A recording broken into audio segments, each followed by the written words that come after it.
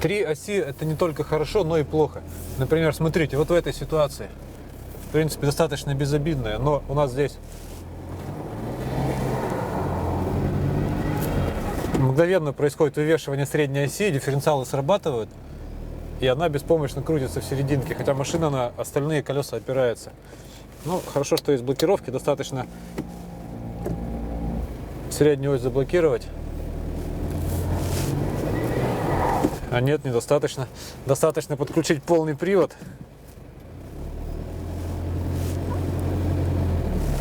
И мы без проблем этот участок переезжаем. А нет, не без проблем. Включаем еще одну блокировочку. И вот теперь переезжаем.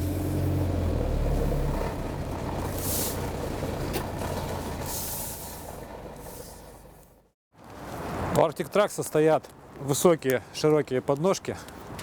Если бы их не было, забираться приходилось бы вот так.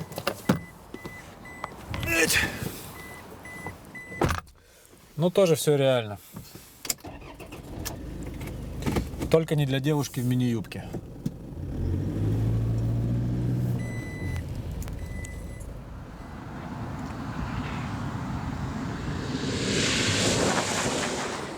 Изначально эти машины стали делать в Toyota Iceland, то есть в Исландии.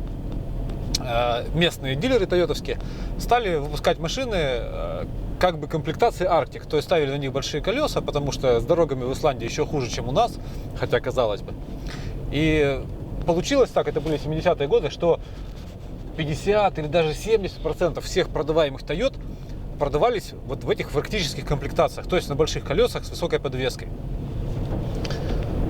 Потом постепенно мода эта стала распространяться, и в итоге в 2000-х годах Arctic Trax отделились от Toyota, стали самостоятельной компанией, стали заниматься уже не только тойотовскими автомобилями, хотя, конечно, тойотовские пока остаются в приоритете.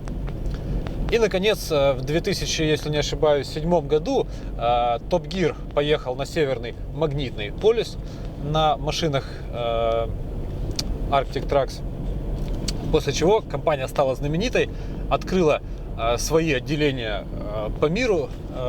Сейчас появилось отделение и в России, уже есть и в Бразилии, и в ЮАР, и в Арабских Эмиратах и так далее. И сейчас компания на коне.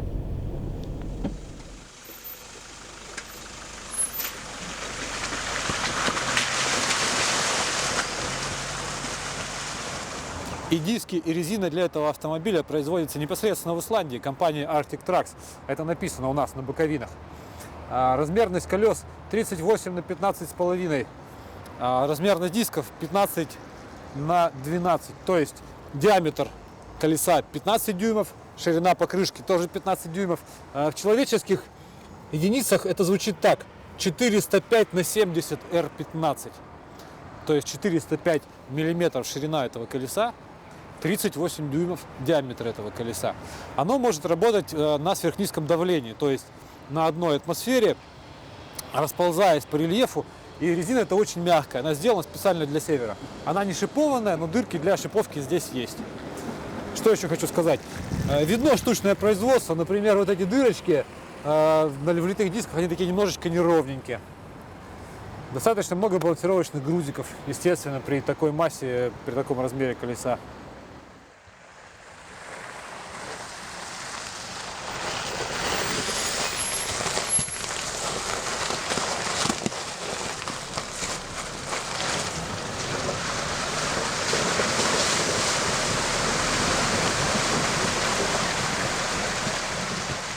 Шестиколесный Hilux невероятно выглядит снаружи, но еще более интересно посмотреть на него снизу. Давайте взглянем. Спереди все достаточно стандартно. Независимая подвеска, рычаги, здесь, естественно, другие упругие элементы, пружины, амортизаторы. Моста спереди нету, то есть вот идут шрусы, полуоси. Дальше автоматическая коробка передач, центральный дифференциал, карданчик на передний дифференциал и карданный вал такой мощный идет на задний дифференциал. Здесь у нас проходной мост, второй, на базе мерседесовского он сделан. И из него же уже выходит еще один, третий уже карданный вал на задний мост. Это уже стандартный мост тойотовский, хайлаксовский. И задняя подвеска выглядит совершенно иначе, не так, как на стандартной Тойоте.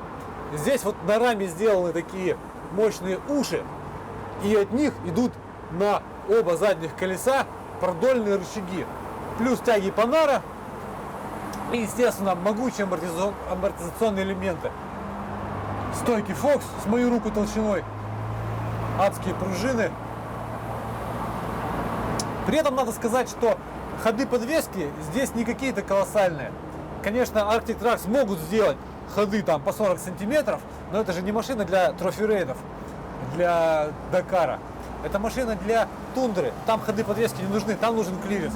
Клиренс здесь более чем достаточный.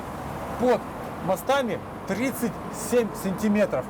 32 сантиметра под нижними точками подвески. Плюс, естественно, защита днища. Топливный бак. Здесь мы видим стандартный 60-литровый бак. За дополнительную плату могут поставить 200-литровый. Или даже, как на машинах для Северного полюса, 400-литровый. Но не забываем, что на Северный полюс ездили машины с 44-дюймовыми колесами, а не с 38-дюймовыми, как на этом автомобиле. Первый плюс – то, что тебе все уступают. Второй плюс – то, что в тебя кто-нибудь врежется сзади, и он врежется в колеса, это будет смешно. И третий плюс – то, что ты можешь проехать там, где не могут проехать другие. Вот, например, шоссе энтузиастов. Здесь пробка.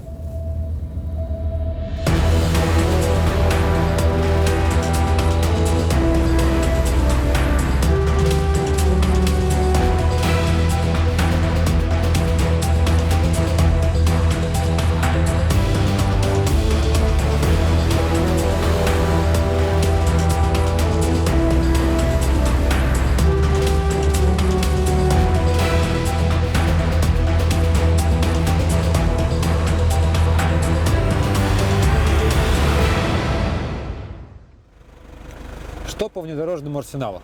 Коробка передач здесь стандартная. Тойотовский автомат, надежный как автомат Калашникова, такой же классический. Раздаточная коробка, механическая. Стандартным ее положением является Х2, то есть задний привод. В нашем случае привод 4 задних колес. На полный привод можно переключаться на ходу. Таким образом подключается передняя ось тоже. Дальше нужно остановиться или поставить на паркинг, и можно включить режим нейтраль и затем L4. Вот так вот. А это мы, соответственно, включаем понижайку с полным приводом. И здесь у нас нестандартные вещи. Это блокировки. Первой кнопочкой включаем компрессор, ARB, соответственно. Дальше лучше нажать третью кнопочку. Это у нас включение блокировки, стоящей на дифференциале между второй и третьей осью. Дальше кнопочка, которая включает блокировки на дифференциалах во втором и третьем мосту. И, наконец, дальше блокировка дифференциала в передней оси. Когда включены все три блокировки, ездить становится невозможно. Машина на асфальте просто-напросто не хватает сил повернуть руль, даже с гидроусилителем. Она не поворачивает, не рулится, но зато в таком режиме ползти она может просто безостановочно. По снегу, по щебню, по любому грунту. Посмотрим на Hilux 6х6 сзади. Здесь у нас стальной бампер с буксировочными проушинами и с крепежом для фаркопа. Задний борт открывается, и, кстати, его можно откидывать еще ниже, сняв ограничители. Это может понадобиться для погрузки каких-то негабаритов. Длина грузового отсека 240 сантиметров. Он удлинен, здесь усилен пол, здесь можно грузить 2 тонны. И что еще хочу сказать, такое порошковое покрытие грузового отсека, причем покрытый в верхней части тоже. То есть сюда спокойно можно вставать во время погрузки и не жалеть краску, оранжевую красивую краску.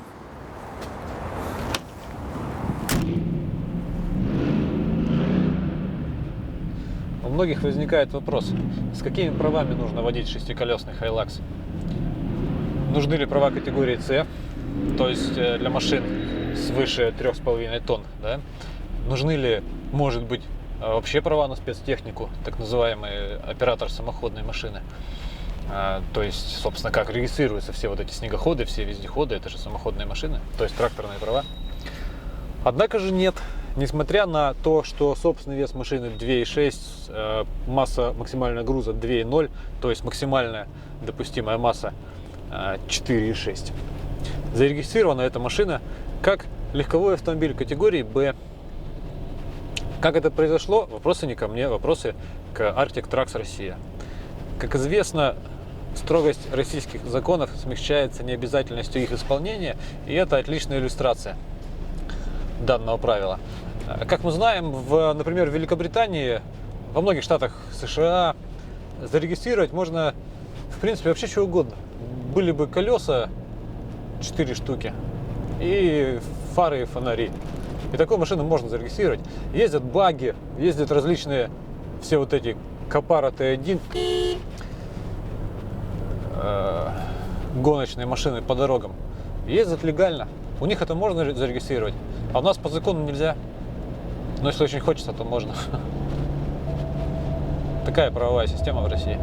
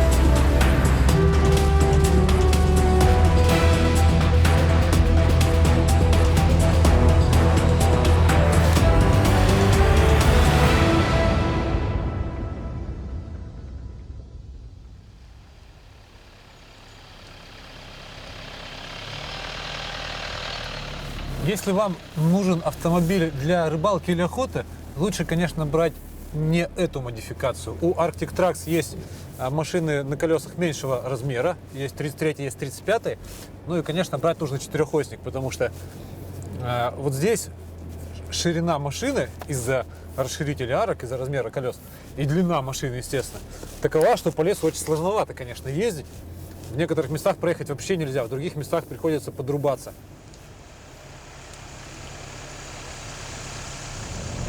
Смотри, конечно, эта машина монстр, мега-монстр, но при этом сделана она в основном из стандартных компонентов и отличается от обычного Хайлакса, такого, который можно купить в автосалоне, немногим. Здесь такой же двигатель, такая же коробка передач, такой же кузов, не считая задней части. В чем отличие? Здесь стоят другие колеса диаметром 38 дюймов, внешним диаметром. Производство, собственно, компании Arctic Trucks, у них свое производство резины. Чтобы такие колеса влезли, сделали расширители арок, большие пластиковые, сделали лифт подвески на 9 сантиметров и плюс лифт кузова на 2 сантиметра. И заменили главные пары. Соответственно, они более короткие, с тем, чтобы динамику сохранить. Вот, в общем-то, и все. В этой версии 6х6 удлинили раму, сделали другую заднюю подвеску, полностью новую, заменили, естественно, компоненты передней подвески. Вот, в общем-то, и все. Вот все, чем отличается эта машина от обычного пикапа Toyota. Есть такой конструктивный недостаток у этой машины. Вот эти вот уникальные колесные арки пластиковые.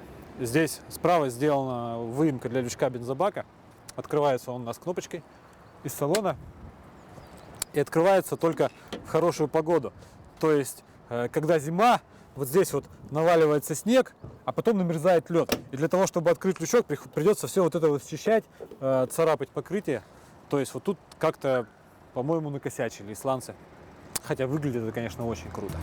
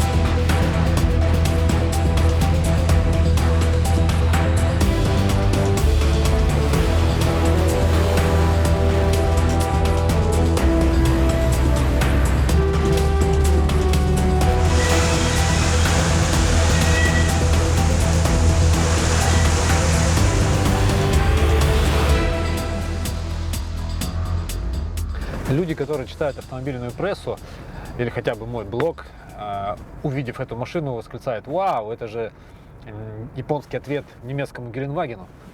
Все читали про шестиколесный Геленваген, знают. На самом деле, ребята, нет, это не так. Эта машина, хоть она, казалось бы, и похожа внешне, она с абсолютно другой идеологией. Геленваген – это машина, которую покупают в частное пользование. Понтоваться перед другими шейхами, ездить по пустыне, по барханам. Эта же машина, она покупается не людьми, а корпорациями. Покупается для работы, для своих сотрудников, для того, чтобы ездить по тундре. По Исландии, Гренландии, по Антарктиде, может быть, или по Якутской республике. Площадь 3 миллиона квадратных километров, как 10 Германий.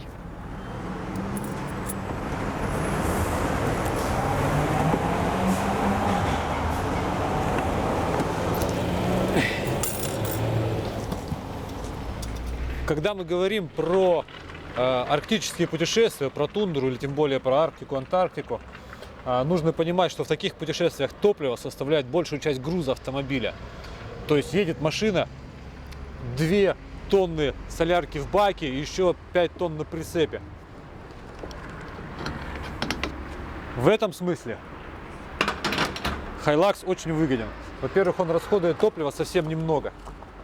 Конечно, вот те 10 литров по трассе, которые я говорил, для Арктики это нереальные условия. Там будет расход 100 литров по трассе, потому что, да, машина едет очень-очень медленно, постоянно на пониженной, постоянно на спущенных колесах и тащит за собой 2-3 прицепа, несколько тонн топлива.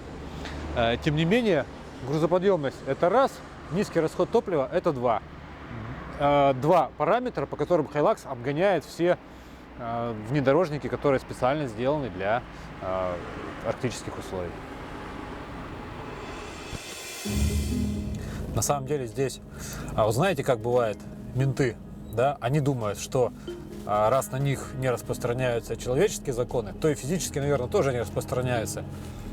И сколько раз видели, наверное, тоже выпрыгивают на дорогу гаишники, думают, что все нормально, все успеют затормозить. Здесь ситуация обратная. Здесь на тебя не распространяются физические законы. Машина проезжает куда угодно. И ты после этого начинаешь думать, что, наверное, человеческие законы тоже не распространяются. Ловил себя на мысли, что красный, да ладно, красный. Двойная сплошная, да ладно, двойная сплошная. То есть для тебя не преграда там рельсы, отсутствие асфальта, горы, реки, и ты думаешь, что, наверное, разметка-то уж тем более не может для тебя препятствием быть.